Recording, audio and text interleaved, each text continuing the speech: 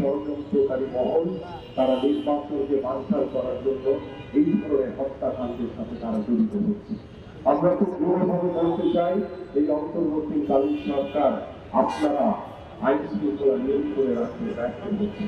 আমি আপনাদের কাছে আহ্বান করি যে আগামী 24 ঘন্টার ভিতরে আমার ভাই সহযোদ্ধা এই ইসরাত পীরের যারা হত্যাকারী তাদেরকে আইনের আওতায় এনে তাদেরকে গ্রেফতার করে দৃষ্টান্তমূলক শাস্তির ব্যবস্থা আপনারা করবে।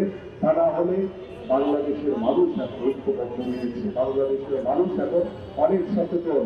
আমরা কোনোভাবেই আমরা যখন একটি শান্তিপূর্ণ বাংলাদেশ করার স্বপ্ন দেখছি, যখন একটি মানবিক বাংলাদেশ করার স্বপ্ন দেখছি, ঠিক তখনই এই ধরনের হত্যাকাণ্ডের সাথে জড়িত হয়ে আজকে বাংলাদেশে একটি অস্থিতিশীল পরিবেশ তৈরি করার অপচেষ্টা করছি। আমি সকলের কাছে আহ্বান করব যে আমরা এই ধরনের হত্যাকাণ্ডের তীব্র প্রতিবাদ জানাই।